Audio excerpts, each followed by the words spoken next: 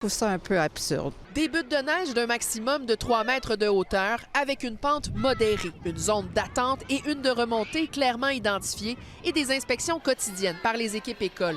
Voilà quelques-unes des recommandations émises en mai 2025 par l'URASC qui assure plusieurs centres de services scolaires au Québec. C'est beaucoup de paperasserie, de normes difficiles à appliquer. On invite aussi les équipes écoles à tenir un registre de vérification journalière pour documenter l'état de la butte. Je trouve ça un peu absurde. Moi, je suis tout à fait en accord avec ça. Pour la sécurité des enfants, je trouve que c'est la meilleure chose à faire. Il n'y a personne qui va se promener avec son ruban mesuré là, pour évaluer la hauteur ou son rapporteur d'angle pour l'angle. C'est le gros bon sens qui va s'appliquer, mais ce sont des recommandations. Ce ne sont pas des règles. Mais selon la Fédération des directions d'établissement, plusieurs centres de services scolaires ont transmis ces recommandations aux directions d'école en les présentant comme des règles à suivre.